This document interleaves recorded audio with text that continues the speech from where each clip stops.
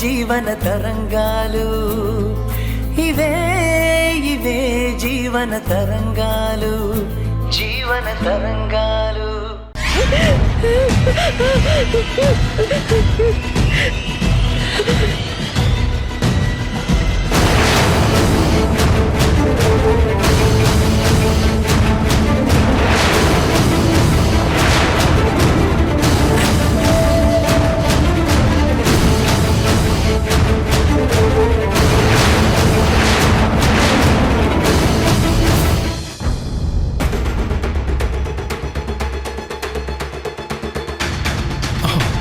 చచ్చా, ఇదంతా కళ.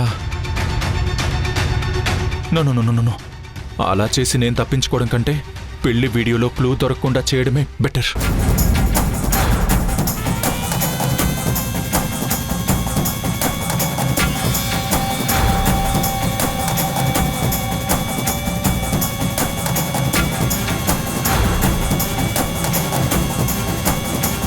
ఇతనెవరు? ఎప్పుడు చూడలేదే.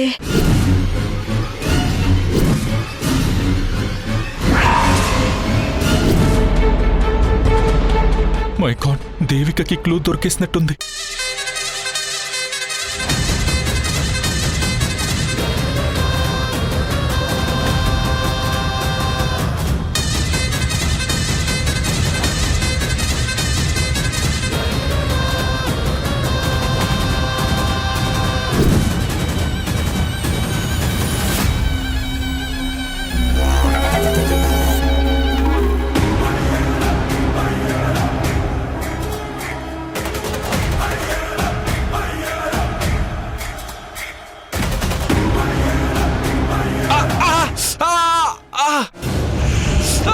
దేవిక!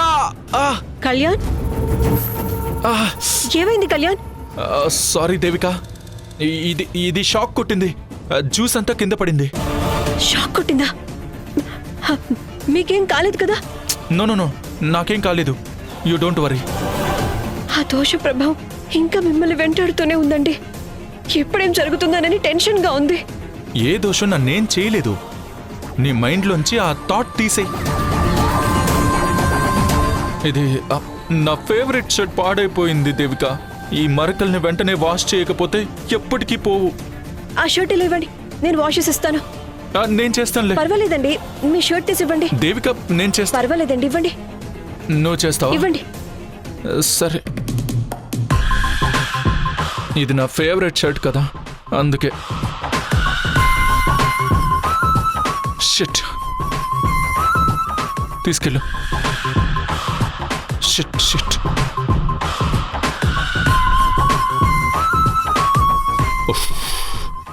దేవిక ఈ వీడియో చూడకుండా ఇప్పటికైతే ఆపాను.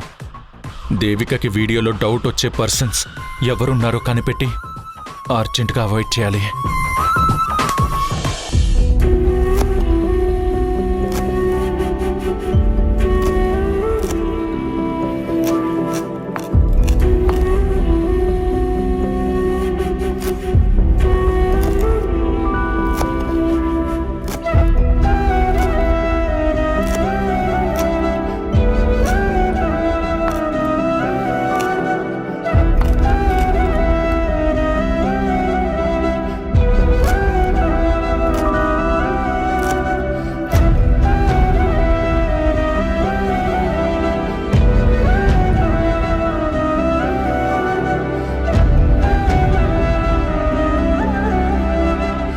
అమ్మా, నా శాలరీ డబ్బులమ్మా.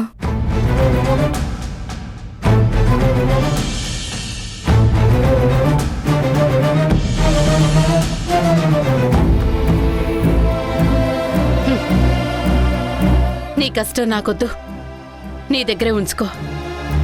నాకొచ్చే సంపాదనతోనే ఇంటిని పోషించుకోగలను. ప్లీజ్ అమ్మా, అలా అనకు. వదిన పట్ల నేను బిహేవ్ చేసిన తీరుకి నీకింకా కోపం తగ్గలేదని నాకు తెలుసు. నువ్వు చెప్పినట్టే క్షమాపణలు చెప్పి నేను చేసిన దానికి ప్రాయశ్చిత్తం చేసుకున్నానమ్మా. నిజం, నా మీదొట్టు. కావాలంటే వదిన అడుగమ్మా. నన్ను పరాయిదాల్లా చూడొద్దు, నేను భరించలేను. చూడు కీర్తి, ఇంట్లో ఉన్న సమస్యలు సరిపోవన్నట్టు నువ్వు దీప పట్ల ప్రవర్తించిన తీరు నా మనసుని గాయం చేసింది. ఎంతో మెచ్యూర్డ్గా ఆలోచించే నువ్వు అలా దీపని ఇన్సల్ట్ చేస్తావని కలలో కూడా అనుకోలేదు. నిన్ను సరిగ్గా పెంచలేకపోయానేమోనని నన్ను నేనే అసహించుకుంటున్నాను, నిందించుకుంటున్నాను. అది కాదమ్మా, నేనున్న పరిస్థితి. నీకున్న కారణం ఏదైనా కావచ్చు కీర్తి. డబ్బుల్ని పొదుపు, మాటల్ని అదుపు చేయలేనప్పుడే మనము ఇబ్బందుల్లో పడుతూ ఉంటాము. దీపతో నువ్వన్న ప్రతి మాటకి దీప ఎంతో మనోవేదన్ని అనుభవించింది. ఒక్కటి గుర్తుపెట్టుకో కీర్తి, ఈరోజు మనం వేసిన విత్తనాన్ని బట్టి రేపటి ఫలం అందుతుంది. ఇప్పటికైనా నువ్వు కూడా ఈ ఇంటి గడప దాటాల్సిన దానివే. ఇక్కడ నా కోడలిని ప్రేమతో మంచిగా చూసుకుంటేనే రేపన్న రోజు అత్తగారింట్లో నిన్ను కూడా అదే రీతిగా చూసుకుంటారు. అలాగేనమ్మా. మన దగ్గర ఎంత డబ్బైనా ఉండొచ్చు కానీ ఎదుటివారిని చులకనగా చూసే జబ్బు మాత్రం ఉండకూడదు. లేదమ్మా, లైఫ్లో ఇంకెప్పుడు వదిని హర్ట్ చేయను. I promise you.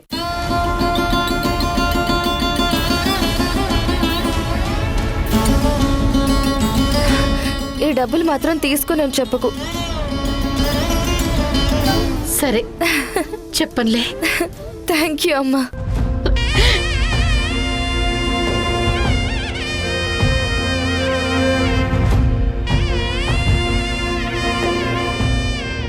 ఇంటి బాధ్యతల పట్ల నువ్వు చూపిస్తున్న శ్రద్ధ చూస్తుంటే ముచ్చటేస్తుంది కీర్తి.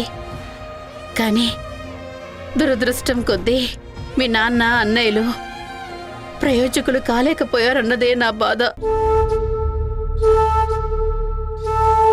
వాళ్ళు కూడా ఈ ఇంటి బరువుకి భుజం కాసుంటే మనకున్న సమస్యలన్నీ ఎప్పుడో ఎగిరిపోయేవి. ఏం చేస్తా, నా రాతలోనే భర్త సంపాదించిన పైసా తినే అదృష్టం లేదు. దేనికైనా టైం రావాలి కదమ్మా. ఆ టైం వచ్చినప్పుడు నాన్న సంపాదిస్తూ నిన్ను జాబ్ మానేసి ఇంట్లో కూర్చోబెట్టి అన్ని కష్టాలు పోగొట్టేస్తాడు. తొందరలోనే మనకు కూడా మంచి రోజులు వస్తాయమ్మా. ఆ నమ్మకం నాకుంది.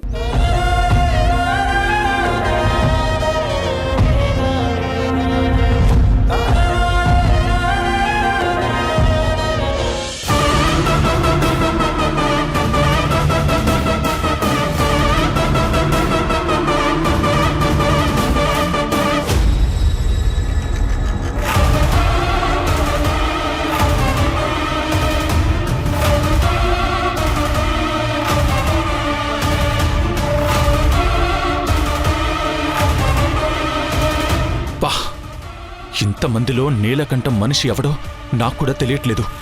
మరి వాణ్ణి దేవిక కంట పడకుండా కనిపెట్టేది ఎలా? ఆ నీలకంఠం నాకు తెలియకుండా ఎక్స్ట్రాల్ చేసి నాకు తలనొప్పి తెచ్చిపెట్టాడు. ఇప్పుడు దేవిక వచ్చి మళ్ళీ వీడియో చూస్తుంది. ఎక్కడో ఒక దగ్గర ఆ నీలకంఠం మనిషి దొరికిపోతాడు. నాకు బ్యాండ్ పడుతుంది. అయ్యో, ఏం చేయాలో అర్థం కావట్లేదే.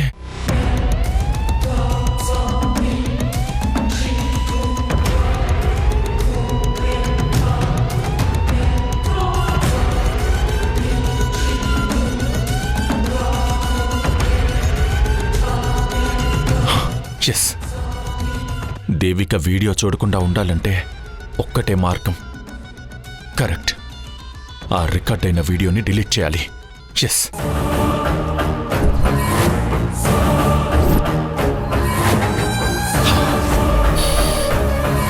థ్యాంక్ గాడ్, డిలీట్ అయిపోయింది.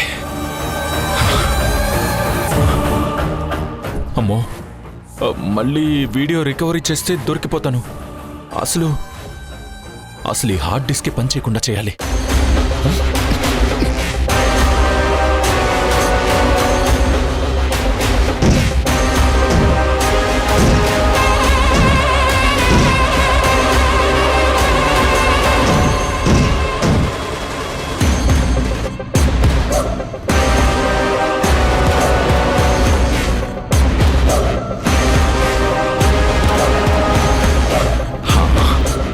అమ్మయ్యా, హార్డ్ డిస్క్ పని చేయట్లేదు. ఉఫ్. ఆ.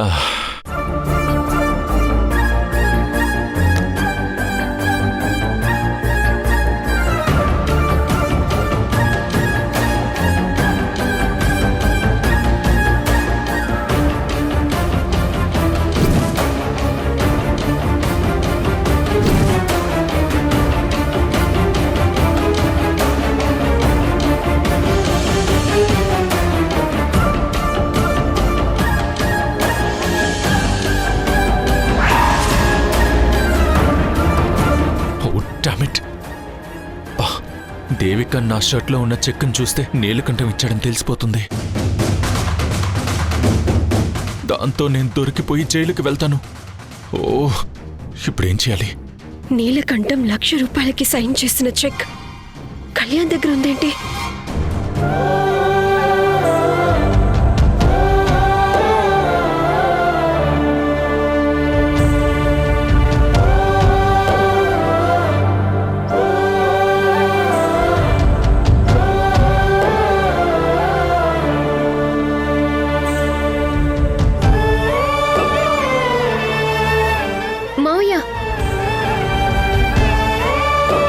అదేంటి మావయ్య, భోజనం చేయకుండా వెళ్ళిపోతున్నారు? ఆకలి చచ్చిపోయిందమ్మా. మీరు నిన్నటి నుంచి సరిగ్గా తినట్లేదు. ఇలా అయితే మీ ఆరోగ్యం ఏం కావాలి? రండి కూర్చోండి, నేను వడ్డిస్తాను. వద్దమ్మా, నాకు ఆకలిగా లేదు. అబద్ధం చెప్పకండి. కూర్చోండి మావయ్య, కూర్చోండి మావయ్య. నా మాట విని కూర్చోండి. వద్దమ్మా, నా మాట విను, నన్ను ఇబ్బంది పెట్టుకో. మీరు భయపడకండి మావయ్య. నేను మీ కూతురులాగా నోటికాడి ముద్దను లాగేయను. అవును మావయ్య, కీర్తి చదువుకుంది, స్టూడెంట్స్కి మంచి చెడు చెప్తుంది. అయినా సరే తను నా దగ్గర ప్రవర్తించిన తీరు నన్నెంతో బాధించింది. అయినా నాకు సంస్కారం ఉంది, నేనలా ప్రవర్తించను. అందుకే మీ ఆకలిని అర్థం చేసుకుని భోంచేయమని చెప్తున్నాను. నా మాట కాదని లేవకండి.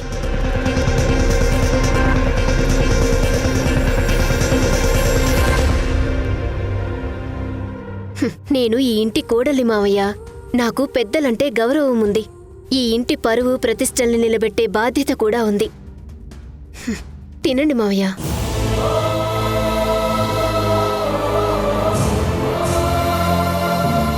కీర్తి నువ్వు అపార్థం చేసుకుంటున్నా. తను రగిలే అగ్నిగోళాన్ని గుండెల్లో దాచుకొని పైకి మనసు లేని మనిషిగా నీ దగ్గర ప్రవర్తించింది. గర్భవతిగా ఉన్న నీ నోటి దగ్గర ముద్దను లాగేసింది. అవన్నీ నీ కంటికి నేరాలు, పాపాల్లాగా కనిపిస్తున్నాయేమో, కానీ నా కోసం నా కూతురు ఎన్ని అవమానాలని, ఎన్ని నిందల్ని మోస్తుందో నాకే తెలుసు. నా కూతుర్ని నిందిస్తూ వడ్డించిన ఈ అన్నాన్ని నేను తినలేనమ్మా, తినలేను.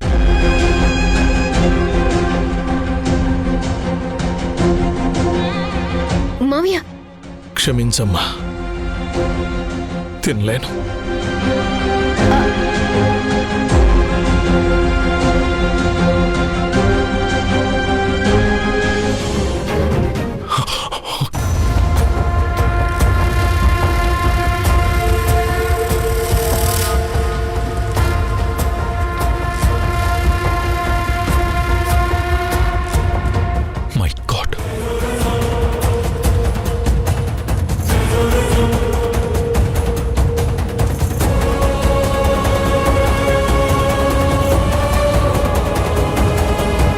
దేవిక, దేవిక, ఏంటండి ఇది? ఆ నీలకంఠం మీకు చెక్ ఇచ్చాడేంటి? అవును దేవిక, ఈ చెక్కు నీలకంఠందే. నీ జాబ్ పోయింది కదా, ఫైనాన్షియల్ కండిషన్ 0 అయి ఉంటుందని ₹1,00,000 చెక్ రాసి దాన్ని డైరెక్ట్గా నీకిస్తే తీసుకోవని తన మనిషి ద్వారా నాకు పంపాడు. అసలు నీ గురించి వాడేమనుకుంటున్నాడు? నిన్నంత చేతగాని దానిలా చూస్తాడా రాస్కెల్? ఆ క్షణమే చెక్కిచ్చిన వాణ్ణి షూట్ చేయాలనిపించింది. కానీ డైరెక్ట్గా నీలకంఠంతోనే తేల్చుకోవాలని వెళ్తుంటే నువ్వు ఉదయం టాబ్లెట్ వేసుకోవడం మర్చిపోయినట్టే ఇప్పుడు కూడా మర్చిపోతావేమో అన్న భయంతో నీ ఆరోగ్యం ముఖ్యం కదా అని తిరిగొచ్చేశాను. ఇప్పుడు వెళ్తాను.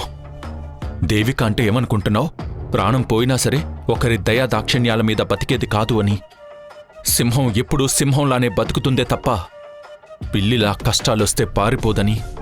నీకు అవమానం జరిగితే నాక్కూడా జరిగినట్టే అని ఆ నీలకంఠానికి గట్టిగా బుద్ధి చెప్పి 4 తన్ని మరీ చెప్పొస్తాను. ఉండు.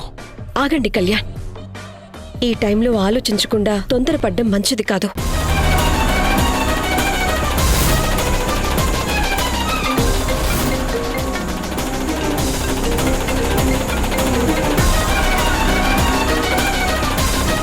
హలో అమ్మా.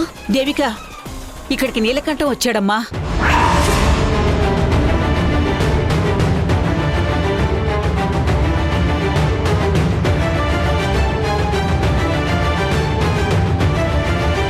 అక్క మంచి పని చేసిందమ్మా. నేను మళ్ళీ కాల్ చేస్తాను.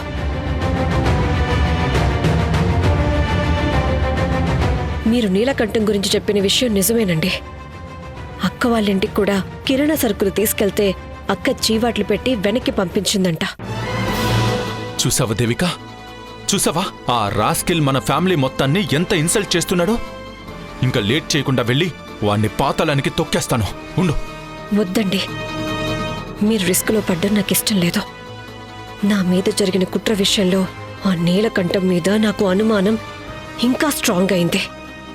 ఆ నీలకంఠంతో నేనే తేల్చుకుంటాను.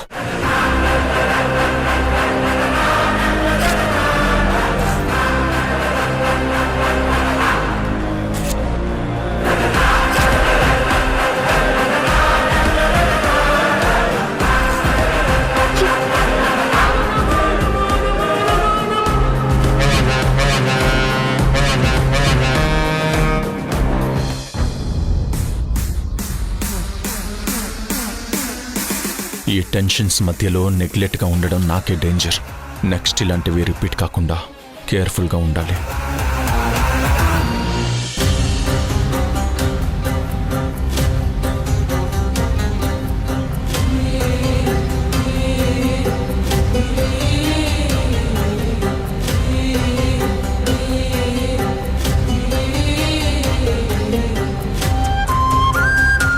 నాన్నా,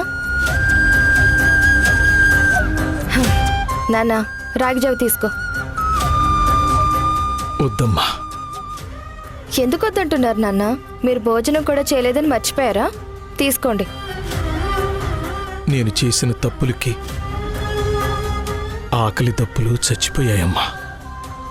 ప్లీజ్ ఇబ్బంది పెట్టకు. గతాన్ని తలుచుకుంటే ఎలాంటి ప్రయోజనం ఉండదు నాన్న.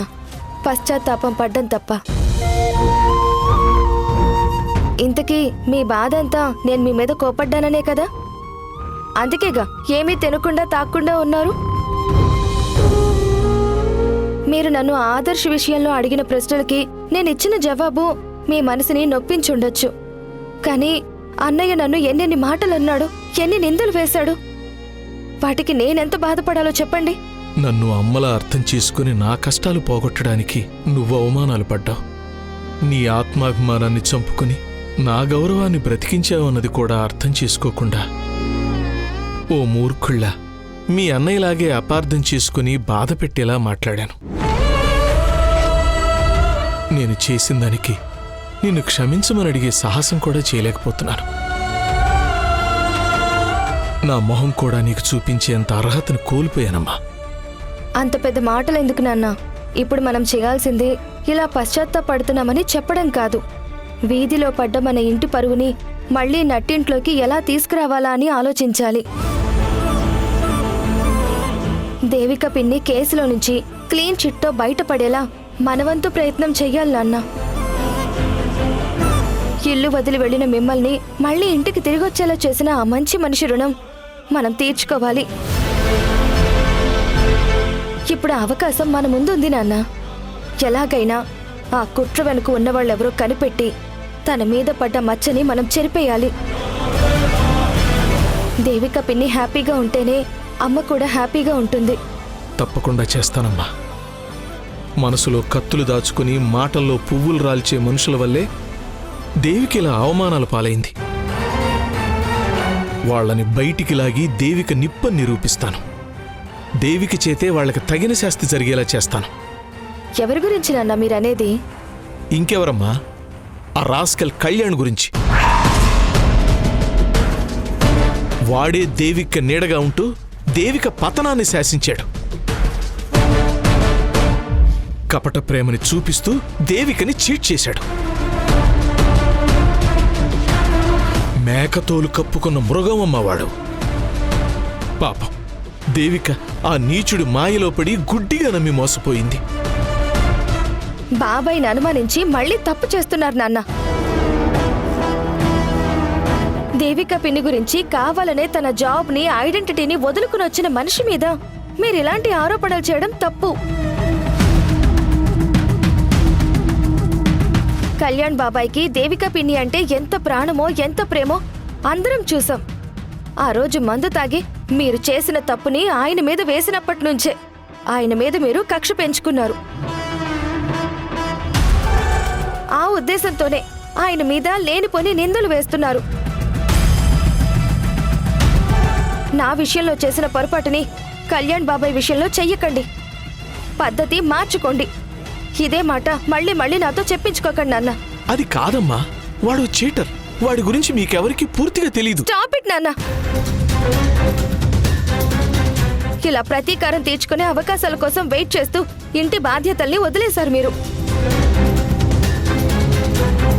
కళ్యాణ్ బాబాయ్ మీద పెట్టిన ఫోకస్ ఇంటి బాధ్యతల మీద పెట్టుంటే ఈ రోజు అందరం ఒక్క పూట మాత్రమే భోంచేసే పరిస్థితి వచ్చేది కాదు. ఏ కీర్తి, ఇప్పుడు ఆ యూజ్లెస్ ఫెలో మీ అన్న దగ్గరికి వెళ్తున్నా. అక్కడ మీ అన్న మీద యాక్షన్ తీసుకోవాలా వద్దా అన్నది నీ చేతుల్లోనే ఉంది. ఆలోచించుకో.